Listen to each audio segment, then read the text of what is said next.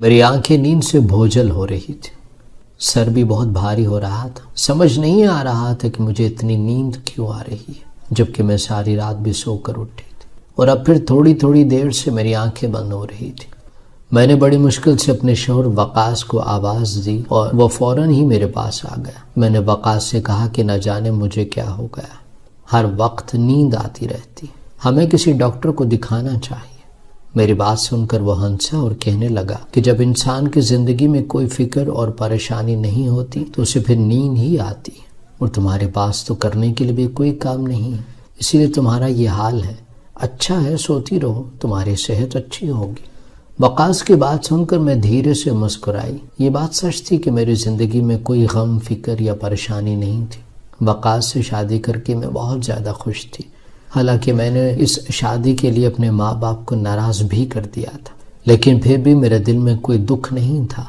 مجھے لگتا تھا کہ میں نے اپنے حق میں ایک بہتر فیصلہ کیا، اور بالغ ہونے کے ناطے مجھے یہ حق حاصل تھا کہ میں اپنی شادی بیاہ کا فیصلہ خود لے سکتی۔ میرے ماں باپ کو تو نہ جانے وقاص میں کون سی برائیاں نظر آئی تھیں جو انہوں نے صاف انکار کر دیا تھا۔ میرے لاکھ منانے کے باوجود بھی جب ابا نہ مانے تو میں نے اپنی پسند سے، اپنی مرضی سے وقاص سے شادی کر لی اور اس کے ساتھ اپنی نئی زندگی شروع کر دی۔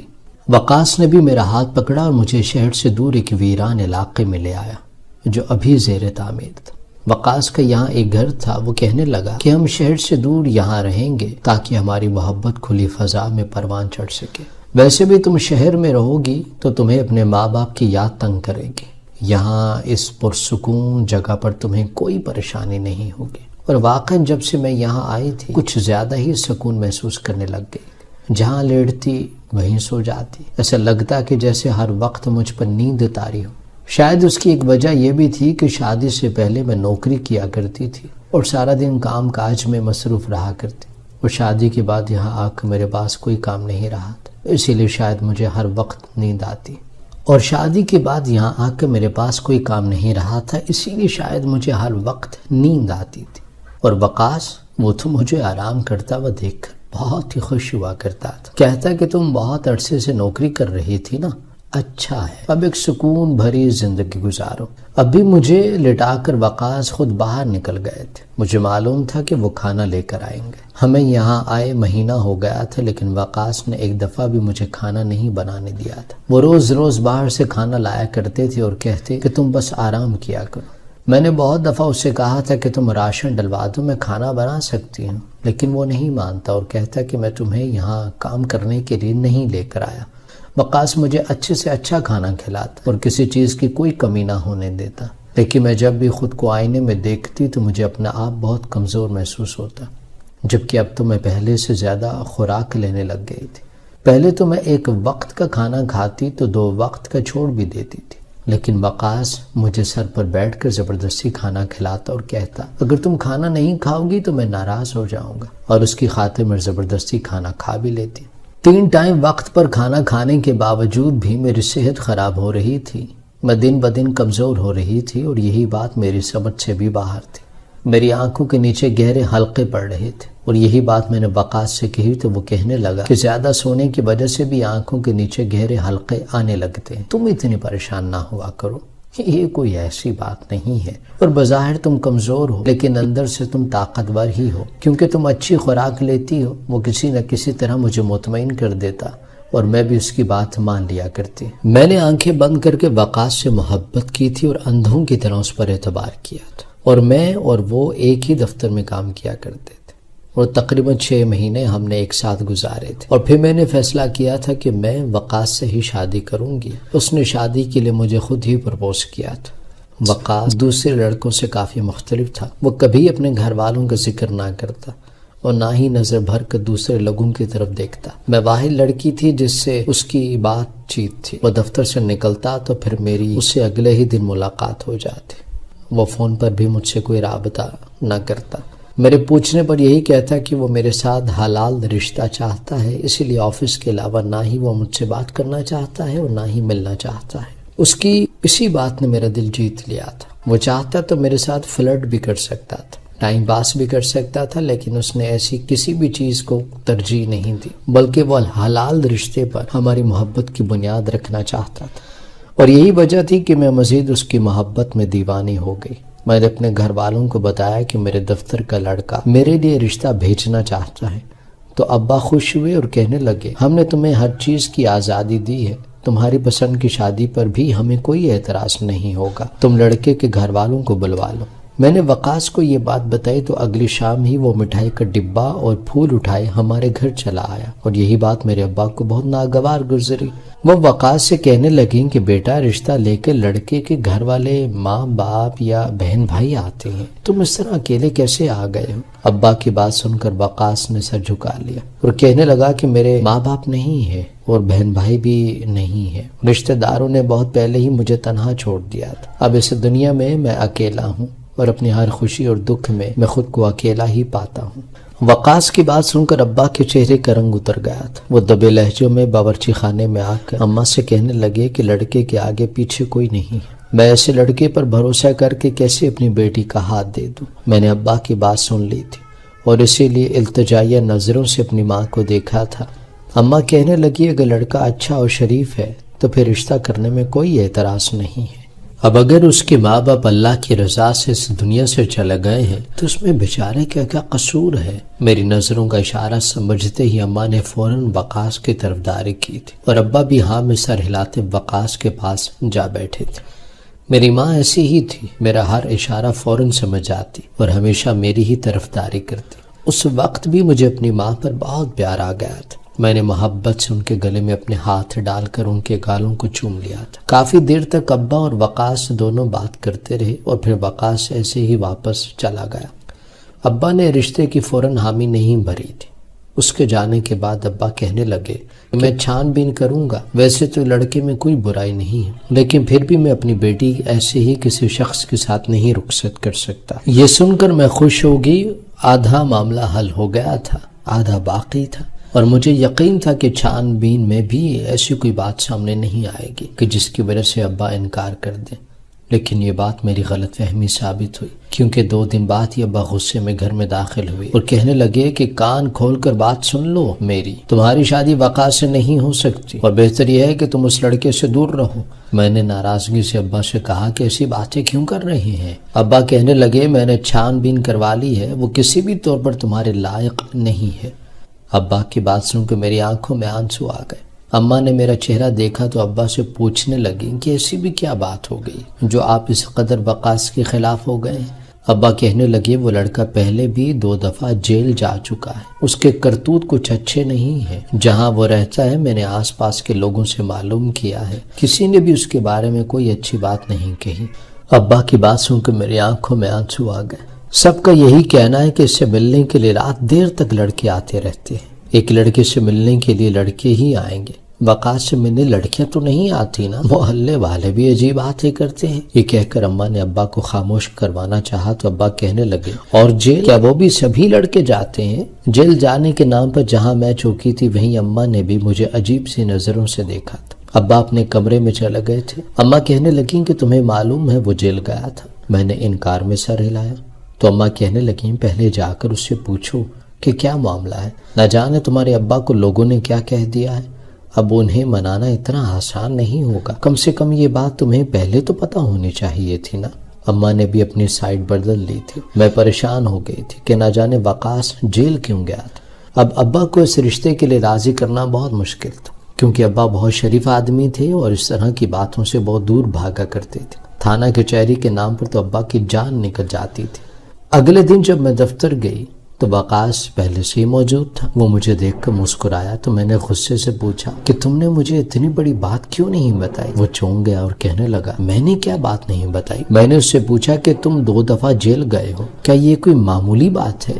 میرے ابا کو یہ بات پتہ چلی ہے اور وہ بہت ناراض ہیں۔ میری بات سن کر وقاص کے چہرے کا رنگ اتر گیا۔ وہ کہنے لگا ہاں میں 2 دفعہ جیل ضرور گیا لیکن بے گناہ تھا۔ تمہیں تو معلوم ہے یہاں کا قانون کیسا ہے۔ پہلے میں جس گھر میں کرائے سے رہا کرتا تھا ان کے گھر میں ڈکیتی ہوئی تھی، نہ جانے ڈکیتی کس نے کی تھی لیکن الزام میرے سر آ گیا تھا، کیونکہ میں ایک یتیم لڑکا ہوں اور میرے سر پر کوئی نہیں ہے، اس لیے جس کا دل چاہتا ہے وہ میرے ساتھ ظلم اور زیادتی کر جاتا ہے۔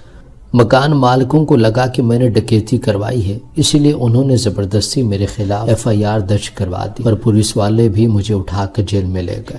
میں 2 مہینے تک جیل میں سڑتا رہا اور پھر پولیس والوں کو میری بے گناہی کا یقین آ گیا تو انہوں نے مجھے آزاد کر دیا۔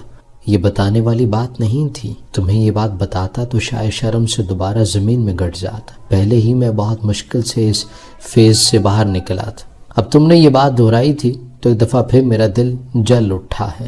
ہم جیسے یتیم بچوں کے ساتھ شاید یہ دنیا ایسے ہی سلوک کرتی۔ یہ کہتی وقاص کی آنکھوں میں آنسو آ گئے اور وہ اٹھ کر اپنے کیبن میں چلا گیا اور میں اپنی بات پر ہی شرمندہ ہو گئی۔ مجھے وقاص سے اس لہجے میں بات نہیں کرنی چاہیے تھی، کم از کم مجھے اس پر تو اعتبار ہونا چاہیے تھا نا۔ ابا کی بات تو الگ تھی۔ میں نے جا کر وقاص سے اپنے رویے کی معافی مانگی اور یہ پوچھنا بھی گوارا نہ کیا کہ وہ دوسری دفعہ جیل کیوں گیا تھا۔ میں نے اس سے کہا کہ وہ فکر نہ کرے، ابا سے میں بات کر لوں گی۔ میں گھر لوٹی تو ابا کو ساری بات بتائی، لیکن ابا نے صاف انکار کر دیا اور کہنے لگے کہ میں ایسے لڑکے کے ساتھ اپنی بیٹی کو رخصت نہیں کر سکتا جس کا کردار میری نظر میں مشکوک ہو۔ تمہاری کسی بھی بات پر میں آنکھیں بند کر کے اعتبار نہیں کروں گا، بہتر یہ ہے کہ تم وقاص کو بھول جاؤ۔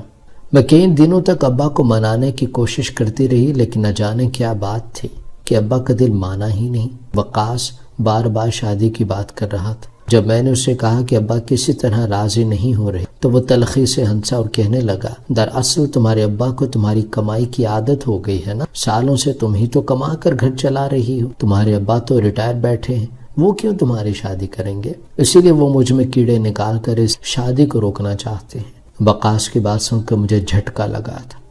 یہ سچ تھا کہ کافی سالوں سے گھر کی ذمہ داری میرے ہی کاندھوں پر تھی، لیکن کیا اس کا مطلب یہ تھا کہ ابا کبھی میری شادی ہی نہ کرتے؟ کیا گھر کا خرچہ چلانے کے لیے وہ میری خوشیوں کو قربان کر دینا چاہتے تھے؟ یہ وہ سوچ تھی جو وقاص نے ہر گزرتے دن کے ساتھ میرے دماغ میں ڈالنا شروع کر دی، اور پھر آہستہ آہستہ مجھے بھی یہی لگنے لگا کہ میرے ابا میری تنخواہ کی وجہ سے کبھی میری شادی نہیں کریں گے۔ اور جب مجھے اس بات کا یقین ہو گیا تو میں نے تھک ہار کر ایک رات اپنے گھر والوں کو الوداعی نظروں سے دیکھا، اپنا کچھ سامان اٹھایا اور خاموشی سے رات کے اندھیرے میں گھر سے نکل گئے۔ ویسے بھی میں نوکری کرنے والی عورت تھی، مجھے دنیا کا خوف نہیں تھا، ویسے بھی میں دنیا کے ہر روز سو رنگ دیکھا کرتی تھی، اسی لیے آسانی سے میں گھر تک پہنچ گئی جہاں وقاص کرائے پر رہا کرتا تھا۔ مجھے دیکھ کر وہ حیران ہوا جب میں نے اسے بتایا کہ اس کے لیے میں گھر چھوڑ آئی ہوں تو اس نے خوشی کے ساتھ مجھے اپنا لیا۔ میں نے اس کے ساتھ نکاح کر لیا اور پھر وقاص کہنے لگا اب یہاں رہنا ٹھیک نہیں ہے، تم میرے ساتھ چلو، میرا ایک گھر ہے لیکن وہ ویران علاقے میں ہے، اس لیے میں وہاں نہیں رہتا، لیکن تم میرے ساتھ ہوگی تو ہم دونوں مل کر وہاں ایک اچھی زندگی گزاریں گے۔ میرا بھی اس شہر سے اب دل اٹھ گیا تھا، مجھے اپنے ابا کے رویے پر بہت زیادہ غصہ تھا۔ میں سوچ بھی نہیں سکتی تھی کہ وہ مجھے بیٹی نہیں بلکہ کمانے کی مشین سمجھیں گے، اسی لیے میں بھی اس کی بات مان کر اس ویران علاقے میں چلی آئی اور ہم دونوں نے ایک بہت اچھی زندگی کا آغاز کر دیا۔ وقاص ایک بہت اچھا ہم سفر ثابت ہوا تھا، اس نے مجھے کسی چیز کی کوئی کمی نہیں ہونے دی تھی۔ وہ مجھے بہترین سے بہترین کھانا کھلاتا، میرے لیے خود شہر سے شاپنگ کر کے لاتا اور ہر وقت میرا خیال رکھتا۔ گھر کے زیادہ تر کام بھی وہ خود ہی کر لیا کرتا، میں تو بس ہر وقت سوتی ہی رہتی۔ میرا نیند سے برا حال تھا، جہاں میرا دل چاہتا میں لیٹ کر آنکھیں بند کر لیتی، لیکن اس کے باوجود میں سوکھ کر کانٹا ہو رہی تھی، اور بس یہی ایک بات مجھے پریشان کر رہی تھی۔ آج تک میرا وزن اتنا کم نہیں ہوا تھا جتنا شادی کے بعد سے لے کر اب تک اس ایک مہینے میں ہو گیا تھا۔ ایک رات وقاص میرے لیے کھانا لے کر آیا تو میری طبیعت کافی عجیب ہو رہی تھی، نیند سے آنکھیں کھل ہی نہیں رہی تھی۔ میں نے وہ کھانا ایک طرف رکھ دیا اور آنکھیں بند کر کے لیٹ گئی۔ وقاص آیا تو اسے لگا کہ میں نے کھانا کھا لیا ہے۔ کچھ دیر وہ مجھ سے باتیں کرتا رہا اور پھر جب مجھے نیند لگی تو وہ شاید اٹھ کر کمرے سے نکل گیا۔ میں نے کھانا نہیں کھایا تھا، اس لیے بھوک سے تھوڑی ہی دیر بعد میری آنکھ کھل گئی۔ میں نے ادھر ادھر دیکھا تو وقاص کہیں نہیں تھا۔ گھڑی رات کے 2 بجا رہی تھی۔ میں اٹھ کر بیٹھی اور کمرے سے باہر نکل گئی۔ وقاص کو دیکھ رہی تھی لیکن اس وقت میرے رونگٹے کھڑے ہو گئے۔ میں نے وقاص کو اسٹور روم میں داخل ہوتے ہوئے دیکھا۔ میں آج تک کبھی اسٹور روم میں نہیں گئی تھی، اس کے دروازے پر تالا ہی لگا رہتا۔ وقاص نے شاید وہ تالا کھولا، وہ اندر داخل ہوا تو میں بھی اس کے پیچھے پیچھے چل پڑی۔ میرا مقصد اس کی جاسوسی کرنا نہیں تھا، میں تو اسے آواز دینا چاہتی تھی۔ لیکن میرے گلے میں پیاس سے پھندا لگا تھا اور آواز بھی نہیں نکل رہی تھی، مگر یہ دیکھ کر میری جان نکل گئی کہ وہ اسٹور روم کے اندر سے ایک دروازہ کھول کر تہہ خانے کی سیڑھیاں اترنے لگا تھا۔ مجھے بہت زیادہ گھبراہٹ کا احساس ہوا۔ یہ گھر ویسے ہی ویرانے میں تھا اور یہاں اس طرح کا تہہ خانہ ہونا بہت عجیب بات تھی۔ میں سیڑھیاں اترنے کے بجائے اوپر ہی رک گئی اور سوچنے لگی کہ مجھے کیا کرنا چاہیے۔ میرے لیے اپنے پیروں پر کھڑا ہونا بہت مشکل ہو رہا تھا، بار بار نیند کے جھونکے آ رہے تھے۔ میں نے واپسی کا ارادہ کیا اور سوچا کہ وقاص سے بعد میں پوچھ لوں گی کہ اسٹور میں تہہ خانہ کیوں بنا رکھا ہے اور اس کے اندر ہے کیا۔ لیکن اس سے پہلے کہ میں واپس اسٹور روم سے باہر نکلتی، اس تہہ خانے سے آتی آوازوں نے میرے قدم زنجیر کر دیے۔ مجھے لگا کہ جیسے کسی نے میرا سانس روک دیا۔ میری آنکھوں سے ساری نیند اڑ گئی اور میں دبے پاؤں اس تہہ خانے کی سیڑھیاں اترنے لگی، کیونکہ واپس جانا میرے لیے ممکن نہیں تھا۔ اور جیسے ہی میں آخری سیڑھی پر پہنچی تو اندر کا منظر دیکھ کر میرے سر پر آسمان گر پڑا۔ وقاص کو میری آہٹ محسوس ہو گئی تھی۔ اس نے پلٹ کر میری طرف دیکھا تو اس کے چہرے کے رنگ بدل گئے۔ وہ غصے میں میرے قریب آیا اور کہنے لگا کہ تم یہاں کیا کر رہی ہو؟ اوپر جاؤ اور سو جاؤ۔ میں نے غصے سے وقاص کو دیکھا اور پوچھا، یہ سب کیا ہے؟ تم رات کے اندھیرے میں اس تہہ خانے میں یہاں کیا کر رہے ہو؟ یہ لڑکیاں کون ہیں؟ وقاص کہنے لگا، تمہارا اس معاملے میں کوئی لینا دینا نہیں ہے، تم یہاں سے چلی جاؤ۔ میں نے انکار میں سر ہلایا اور کہا کہ پہلے تمہیں مجھے سچ بتانا ہوگا۔ وہاں 7 لڑکیاں بیٹھی تھی جن کے ہاتھ پاؤں بندھے ہوئے تھے اور شاید ان کے منہ پر بھی پٹی تھی جسے وقاص نے بھی ہٹایا تھا، اور پٹی کے ہٹتے ہی ان لڑکیوں نے شور مچانا شروع کی اور انہی کی آواز پر میں سیڑھیاں اتر کر نیچے آئی تھی۔ اس سے پہلے کہ وقاص کو جواب دیتا، ایک لڑکی چیخ کر کہنے لگی کہ یہ ہمیں اغوا کر کے یہاں لایا ہے اور اب ہمیں آگے دبئی فروخت کرنا چاہتا ہے۔ تم ہماری مدد کرو اور ہمیں یہاں سے آزاد کروا دو، ورنہ یہ ہمیں آگے بیچ دے گا اور ہماری زندگی جہنم ہو جائے گی۔ اس نے اپنی محبت کے جال میں ہمیں پھنسا کر یہاں بلوایا تھا اور پھر یہاں قید کر دیا۔ یہ تمہارے ساتھ بھی یہی سلوک کرے گا۔ اس لڑکی کی بات سن کر میری جان نکل گئی۔ میں نے بے یقینی سے اپنے شوہر کو دیکھا اور پوچھا، کیا یہ لڑکی سچ کہہ رہی ہے؟ کیا ان لڑکیوں کو تم نے اغوا کیا ہے اور تم انہیں فروخت کرنے والے ہو؟ کیا تم لڑکیوں کا کاروبار کرتے ہو؟ مجھے اس لڑکی کی بات پر اب تک یقین نہیں ہو سکا۔ جتنا میں وقاص کو جانتی تھی وہ بہت ہی اچھا اور نیک تھا۔ وقاص نے میری بات کا کوئی جواب نہ دیا، بلکہ میرا ہاتھ پکڑ کر مجھے کھینچتا ہوا اوپر لے آیا اور پھر بستر پر لا کر دھکا دے کر کہنے لگا، تم یہاں آرام سے سو جاؤ اور میرے معاملات میں دخل اندازی مت کرو۔ اس نے کمرے کا دروازہ باہر سے بند کیا اور واپس چلا گیا۔ میری تو جان نکل گئی تھی۔ یہ سوچ کر میرے قدموں تلے سے زمین نکل رہی تھی کہ کیا وقاص نے میرے ساتھ بھی یہی سب کچھ کیا ہے؟ کیا وہ مجھے بھی فروخت کرنے والا ہے؟ کیا محبت کے نام پر میں ایک غلط شخص کے ہاتھ لگ گئی ہوں؟ کیا میں نے جس سے نکاح کیا ہے وہی مجھے کسی دوسرے مرد کے حوالے کر دے گا؟ یہ وہ سوال تھے جو میری جان لے رہے تھے۔ ساری رات میری آنکھوں میں گزر گئی، میں جاگتی رہی۔ صبح کے وقت وقاص میرے پاس آیا تو میری حالت دیکھ کر میرے قدموں میں ہی بیٹھ گیا۔ کہنے لگا کہ ماہی، تم غلط سمجھ رہی ہو، میں تمہارے ساتھ ایسا کچھ نہیں کروں گا۔ میں تم سے بہت محبت کرتا ہوں اور میری ذات سے تمہیں کبھی کوئی نقصان نہیں ہو سکتا۔ میں نے روتے ہوئے وقاص سے کہا کہ وہ لڑکیاں کون ہیں؟ تم نے انہیں کیوں قید کر رکھا ہے؟ وقاص کہنے لگا، اب جب تم سچ جان ہی گئی ہو تو سن لو کہ میں لڑکیوں کی خرید و فروخت کا کام کرتا ہوں، لیکن اس سارے معاملے سے تمہارا کوئی تعلق نہیں۔ میں نے تم سے سچے دل سے محبت کی اور اپنی بیوی بنا کر یہاں لے کر آیا ہوں۔ البتہ ان لڑکیوں سے میں نے محبت کا ڈھونگ رچایا تھا اور انہیں اغوا کیا ہے۔ کچھ ہی دنوں میں میں انہیں فروخت کرنے والا ہوں۔ ہمارے ہاتھ بہت بڑی رقم آئے گی اور پھر ہم آسٹریلیا چلے جائیں گے۔ مجھے اب یقین نہیں ہو رہا تھا جبکہ وہ اپنے منہ سے اپنے گناہ کا اعتراف کر رہا تھا۔ میں نے وقاص سے پوچھا، کیا تم مجھے کھانے میں کچھ ملا کر دیا کرتے تھے؟ مجھے کیوں ہر وقت نیند آتی ہے؟ وقاص کہنے لگا، میری مجبوری تھی کہ مجھے تمہیں نیند کی دوا دینی پڑتی تھی تاکہ تم سوتی رہو اور تمہیں لڑکیوں کے بارے میں کچھ پتہ نہ چلے، اور اس دوا کی وجہ سے شاید تم کمزور بھی ہو رہی تھی، لیکن میرا مقصد تمہیں نقصان پہنچانا نہیں تھا۔ میں بس اپنا سچ تم سے چھپانا چاہتا تھا۔ کچھ دن اور اسی طرح خاموشی سے گزارا کر لو۔ یہ لڑکیاں یہاں سے جائیں گی تو جاتے جاتے ہمیں امیر کر کے جائیں گے اور پھر ہم دونوں پردیس چلے جائیں گے۔ میں نے وقاص سے صاف لفظوں میں کہہ دیا کہ میں اس گندے کام کا حصہ نہیں بن سکتی۔ میں نے ساری زندگی اپنا گھر چلانے کے لیے بہت محنت سے نوکری کی ہے، کبھی کوئی غلط راستہ اختیار نہیں کیا۔ پھر میں اتنے بڑے گناہ میں حصہ دار کیسے بن سکتی ہوں؟ تم ان لڑکیوں کو آزاد کر دو اور ہم دونوں مل کر محنت سے کام کریں گے اور نوکری کر کے گزارا کر لیں گے۔ وقاص نے نہ میں سر ہلایا اور کہنے لگا کہ ماں باپ کے مرنے کے بعد سے میں نے ساری زندگی ترستے ہوئے زندگی گزار دی۔ میں ایک ایک روپے کے لیے ترستا رہا ہوں، لیکن کسی نے میری مدد نہ کی۔ اور پھر میں اس کاروبار کا حصہ بن گیا اور جب میرے پاس پیسہ آیا تو لوگ مجھے پوچھنے لگ گئے۔ میں نے تعلیم بھی حاصل کی اور نوکری بھی مل گئی۔ اگر میں یہ سب نہ کرتا تو شاید آج میں بھی کسی سڑک پر بیٹھا بھیک مانگ رہا ہوتا۔ جب وقاص نے دیکھا کہ میں کسی طرح اس کا ساتھ دینے کے لیے راضی نہیں ہوں تو وہ مجھے ایک دفعہ پھر بند کر کے چلا گیا۔ میں نے دروازہ پیٹا لیکن اس نے مجھے نہ کھولا۔ مجھے ڈر تھا کہ کہیں وہ لڑکیوں کو واقعی نہیں فروخت نہ کر دے۔ میں کسی بھی طرح لڑکیوں کو بچانا چاہتی تھی، اسی لیے میں نے جھوٹ کا سہارا لیا اور وقاص سے کہہ دیا کہ میں تمہارے ساتھ ہوں اور اپنا مستقبل بنانے کے لیے تیار ہوں۔ یہ سن کر وقاص خوش ہوا اور پھر اس نے مجھے آزاد کر دیا۔ میں نے موقع دیکھا اور اگلے دن خاموشی سے گھر سے نکل گئی اور سیدھے شہر جا کر پولیس کو اطلاع کر دی۔ پولیس نے وقاص کے گھر پر چھاپا مارا، ان لڑکیوں کو بازیاب کروا لی، ساتھ ہی وقاص پہ گرفتار ہو گیا۔